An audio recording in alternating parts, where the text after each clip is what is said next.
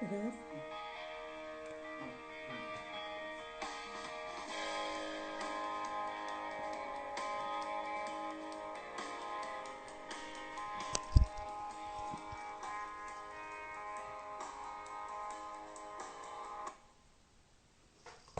Paul just told me this is backwards, so we'll fix that for next time. Hi, everybody. Welcome to A Face for Radio video series. It's a new arts interview series I'm hosting for WAMC Northeast Public Radio. Before I let my first guest, Erin, join me, which she's here, she's ready, she'll be right on. Let me set this down. It's going to make a loud noise. Excuse me for the throat clearing. I'm going to I'll let Erin in just a sec, but I just wanted to say, in case you didn't know why we're doing this, I'm the producer of the Roundtable and the book show on WAMC. On the Roundtable, under, quote, normal circumstances, we normally feature a lot of arts interviews. And since it's an incredibly terrifying and newsy time, we've been missing our friends in the arts, but of course they are out there or in there at home, doing what they need to do, for, hopefully still having fulfilling creative moments. But honestly, I just miss them. I miss them. I miss talking about music and theater and stuff like that. So I asked WMC if I could do this. I've been working from home for a little over a month, and here we are. This is the first episode, and Erin McKeown agreed to be my first guest, so I'm going to let her in.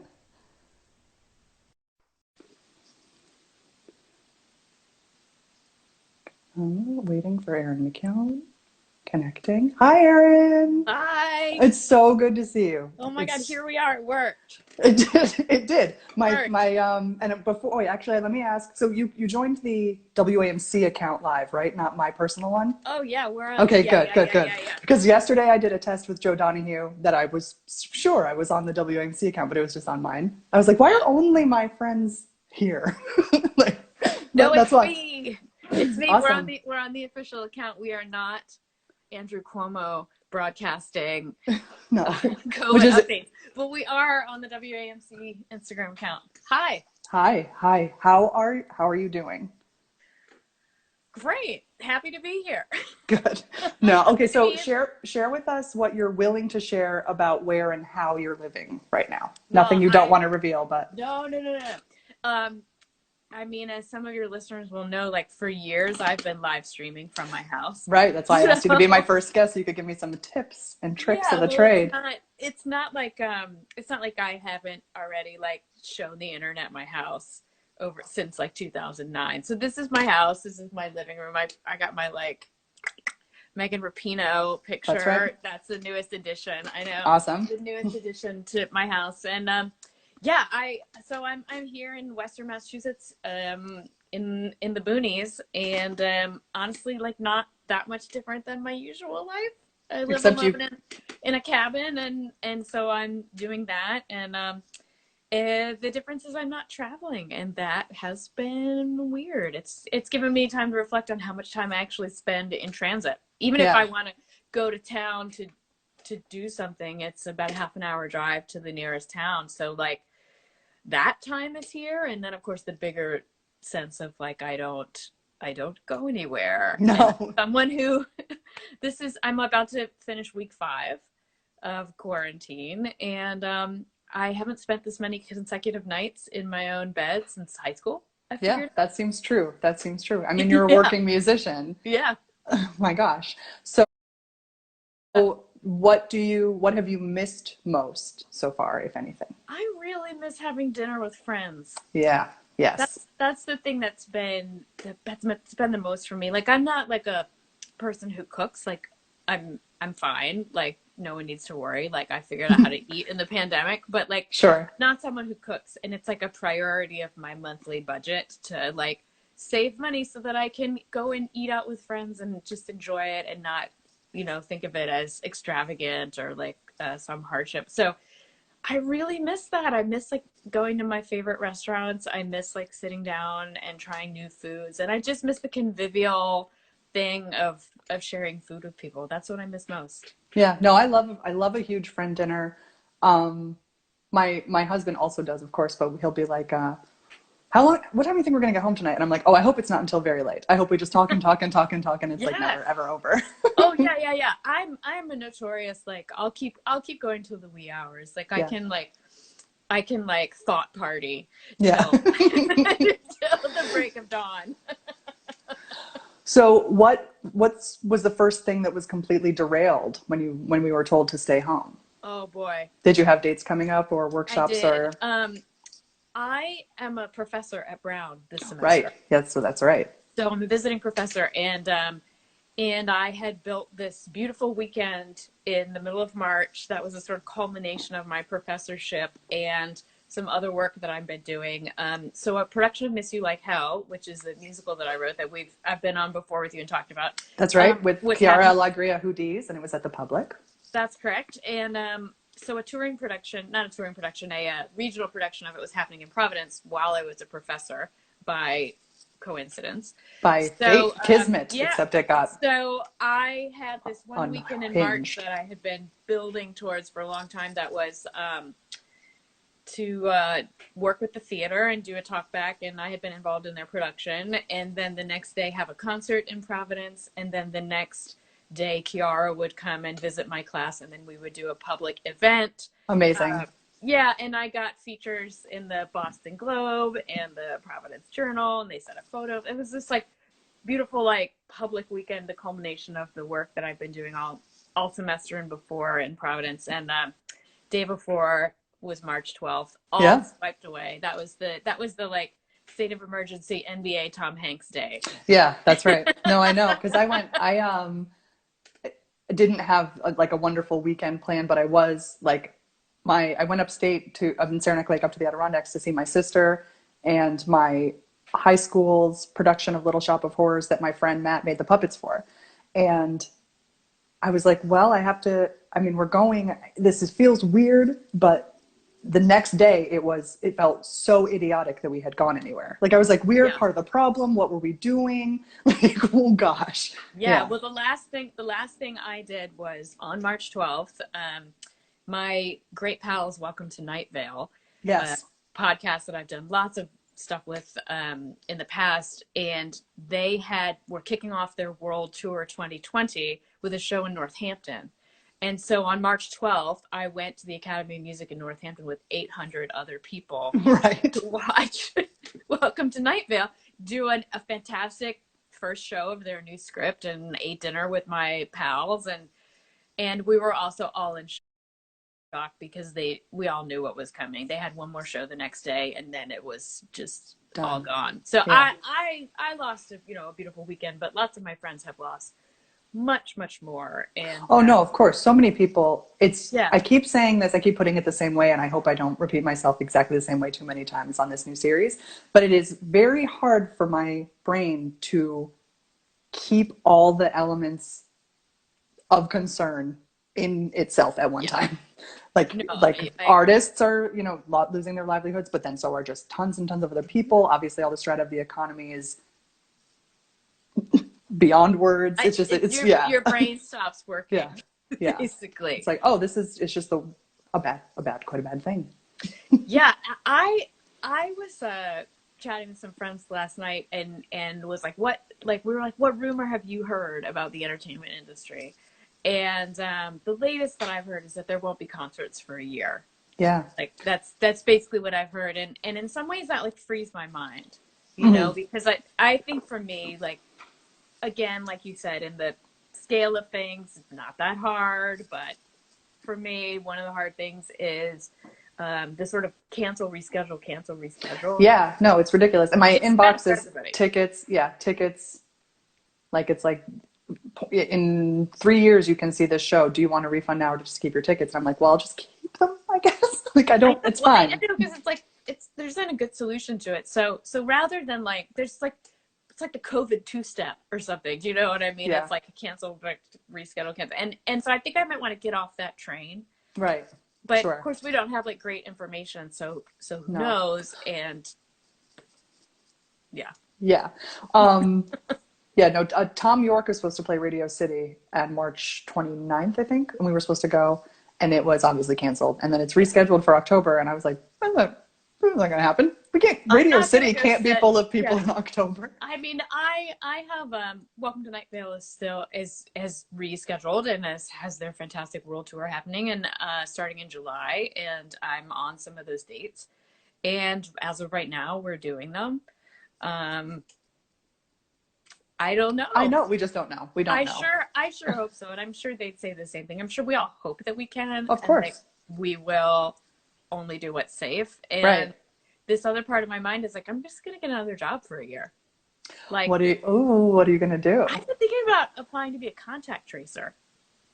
I don't Do you know know what what that that. is? No. Massachusetts just announced this program that they're starting where the Department of Health is going to hire 1,000 people to basically do contact tracing, which is like if you are, I almost said convicted, that's terrible. If you are positive for Right. COVID, a contact tracer calls you and collects all the people that you've been in contact with and then calls each of those people and tells them what they need to do, how to get tested, how to stay quarantined, like best practices for life, and basically trying to like close in those circles.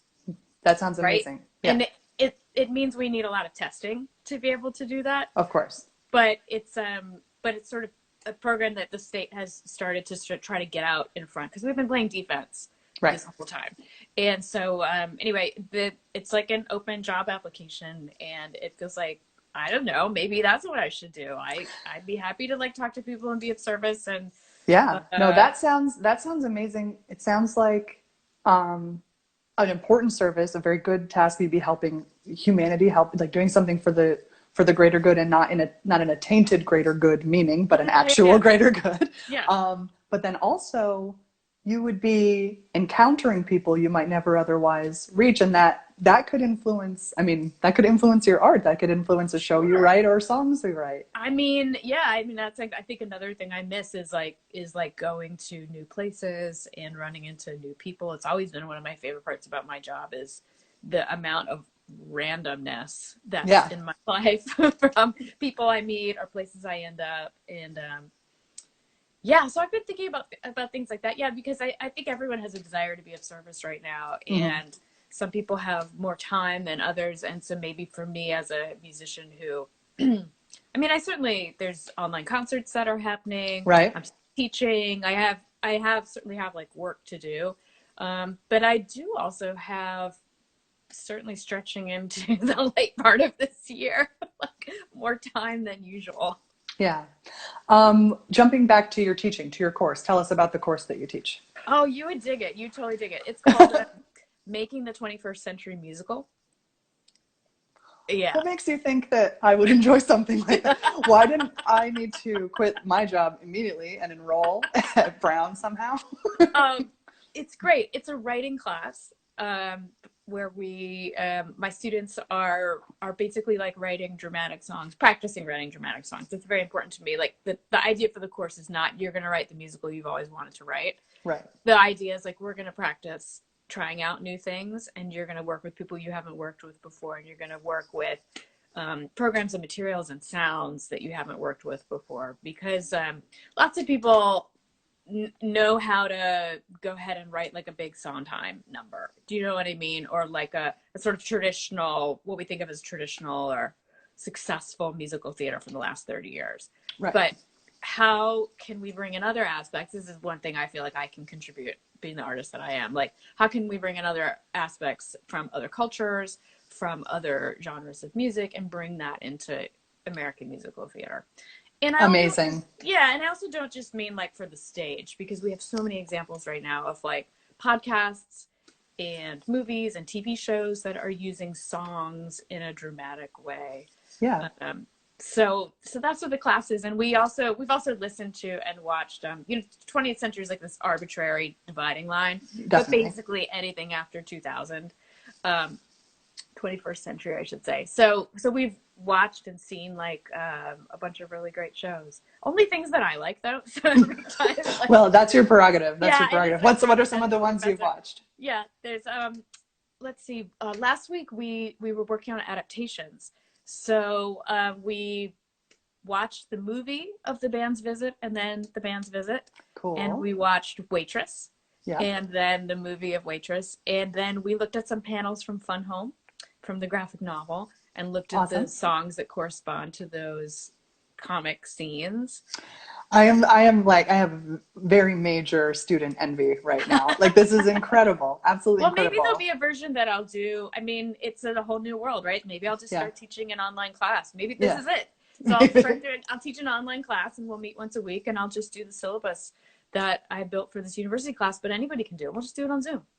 Do you remember that when you saw Band's Visit on Broadway, I was also there, and Yes. afterward I like was like, hi, hey, we're both here. Yeah, I met you and your dude. Yeah. Yeah, We had seen it. and I love that musical. I do too. Yeah, I knew I the do lighting too. designer, and he had. That's how I had gotten like a nice seat for it, and he did Tyler Michelot. He just did such an amazing job on that, and now having seen the film of Right. it, I really understand like what a great job they did capturing the spirit of that film, but also making something new.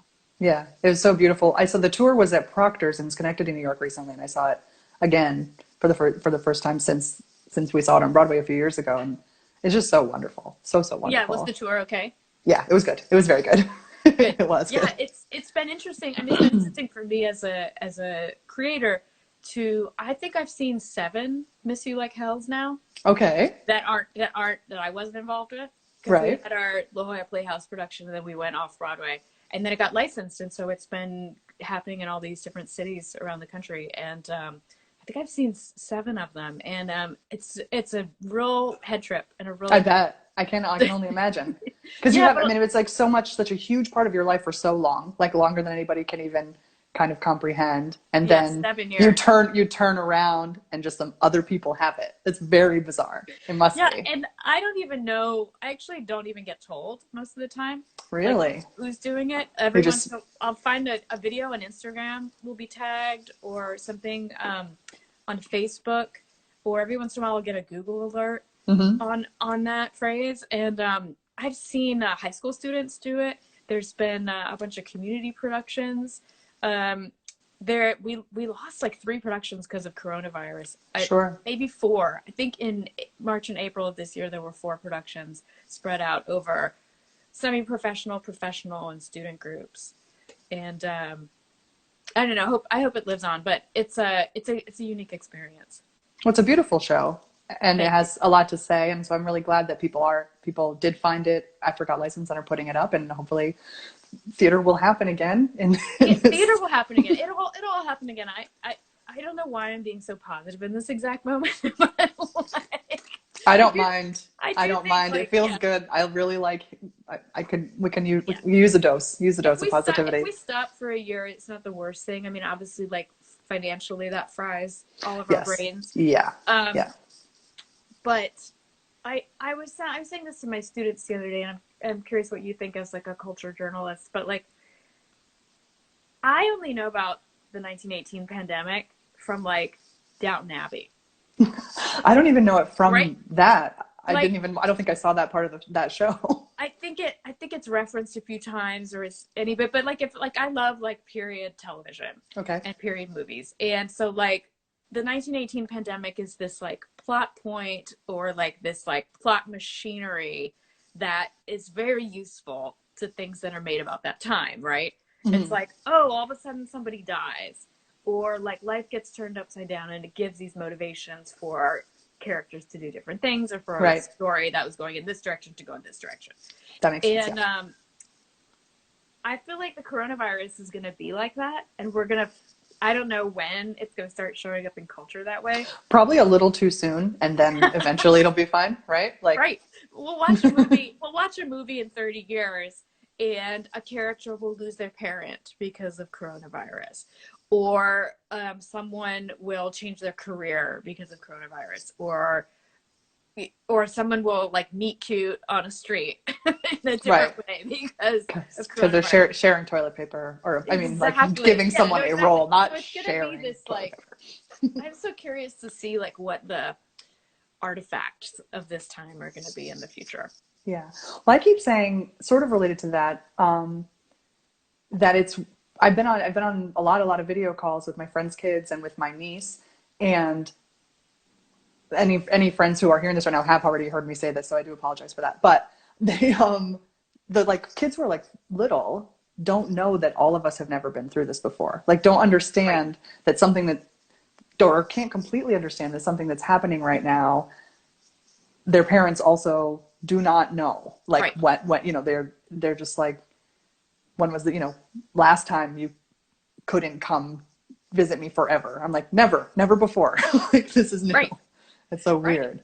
It's so strange. I have a friend who sent me a picture this morning. He took his daughter out to like a lake or something. She's a little over 2, and she was wearing a mask. He had made himself a mask, and she was wearing a mask.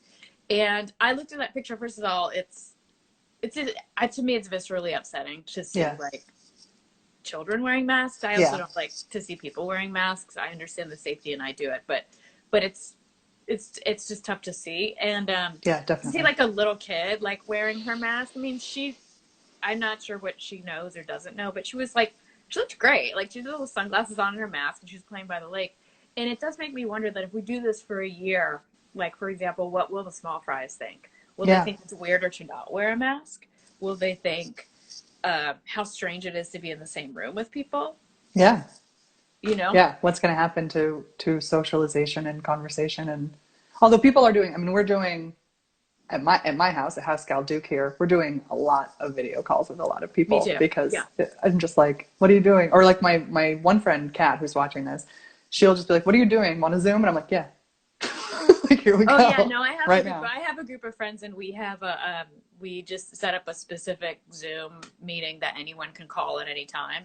And so we'll just like on a text chain be like, shall we? And we're like, we shall. And we just turn it on, and you're just doing whatever you're doing. So like the other night I was sitting there sewing my mask, like hanging out on this Zoom call with friends, and it actually felt great. I actually really needed it. It really felt great.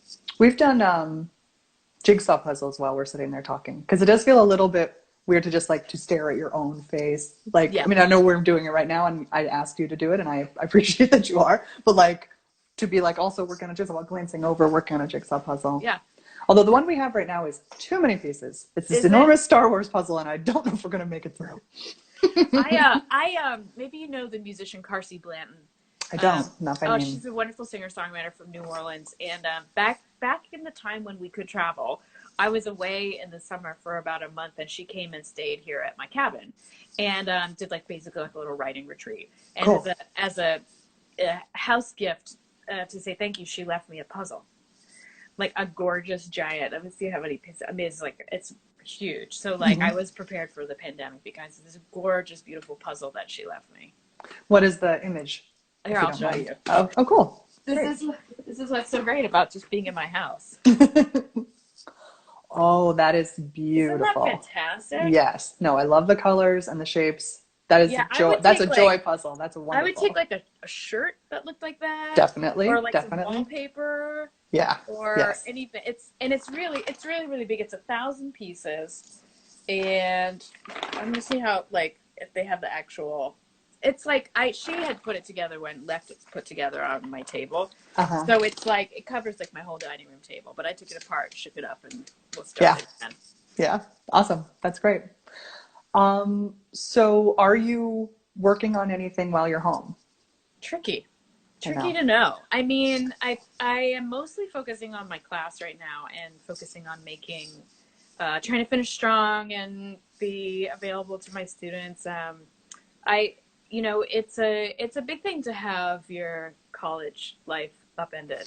I can't imagine. I cannot imagine what teenagers and young adults, if they had to just go home to their families, there's nobody in their house they want to talk to. You're just at that age. I mean, I know some people have great relationships with their parents, and it's the exception that proves the rule. It's like, you know what I mean? But like, you don't, your life is so friend-based. Yes. The whole range of it. And, so I'm trying to focus on like finishing this class strong, but it's also the first time I've taught this class, so I'm still building it. So it's a kind of tricky time. So I'm mostly focusing on that. I had been preparing to do a reading of a new musical that I've written. I started like 2 years ago as a challenge to myself to write book music and lyrics for something. Cool. Awesome. And so I was supposed to have a reading of it this fall, this spring with a director and a new music director.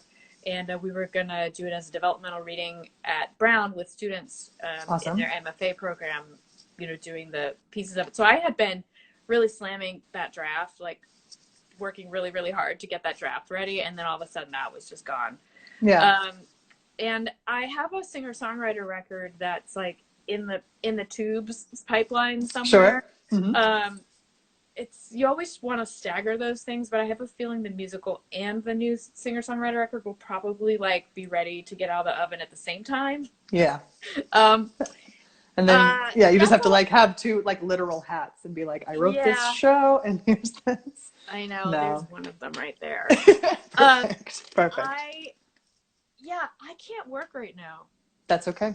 Yeah, it's been enough to do the class, and then there's something that's so, I'm sure a lot of people feel this way no matter what their job is. There's just something so unsettling and so uncertain about this time that it feels hard for me to like go into a creative headspace. On the other hand, I've been really like vacuuming up like escapist art.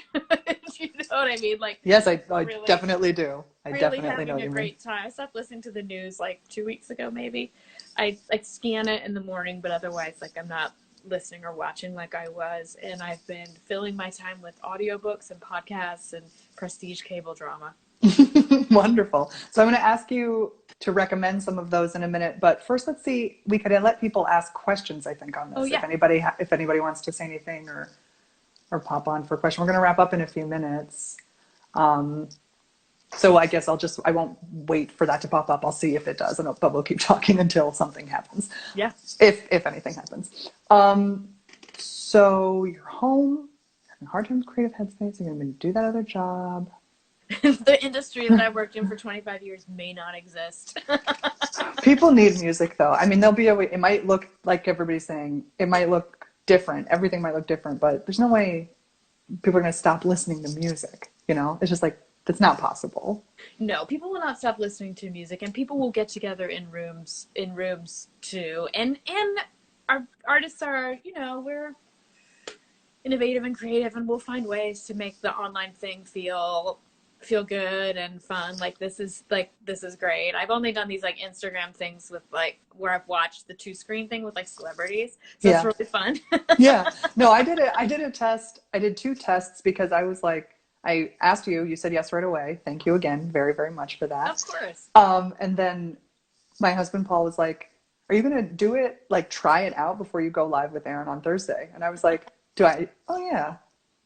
That's a good idea. This is why I keep you around. No, he's wonderful in very many ways. But so did you go live with Cynthia Erivo? No, I went live. Did you see that?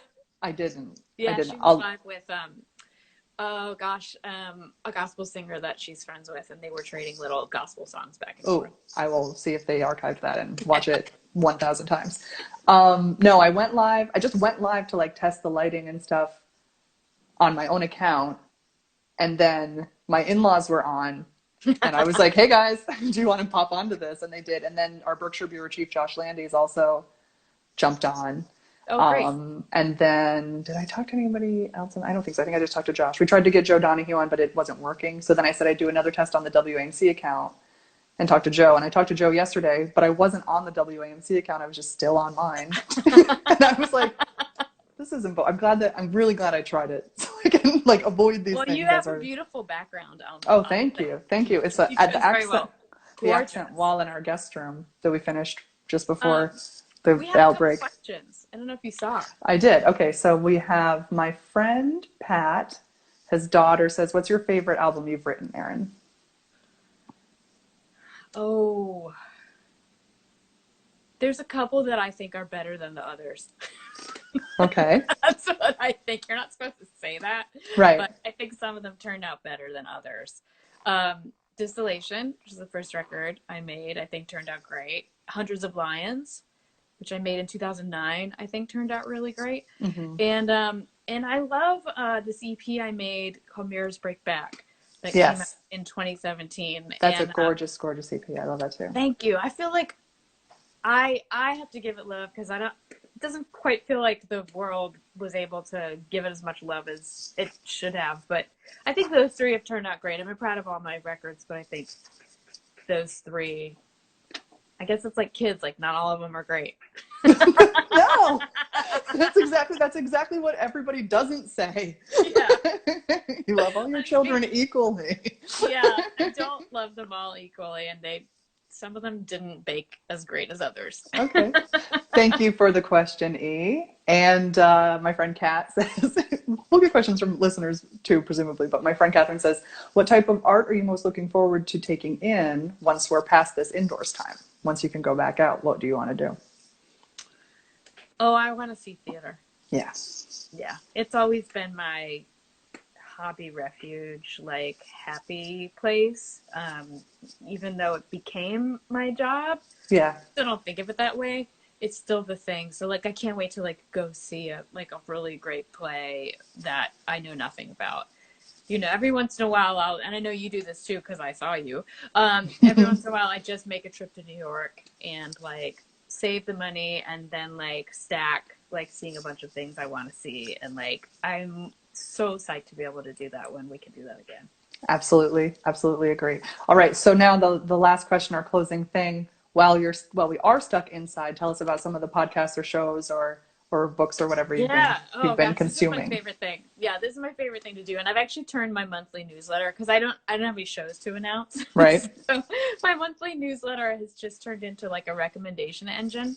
So if anyone's interested, you can find that on my website. But these are things that aren't on that latest newsletter. So the coolest thing that I've listened to recently is there's a pair of podcasts that are connected together called Criminal and This Is Love. Yeah. Yeah, right? Yes. Phoebe Judge. Her voice is wonderful. It's like the mellowest, smoothest, coolest voice I've ever heard. Exactly. I'm so into her. She's so great. And I love the spirit of Criminal. And so they just started This Is Love, and I hadn't had a chance to try it yet. And I was listening to they basically did a joint episode, which was really cool. So Criminal is like, those who haven't listened to it, it's true crime, but sometimes from an absurd angle, and sometimes from a deeply like justice angle or injustice angle. And it's told really well and told in really unusual ways. Yeah.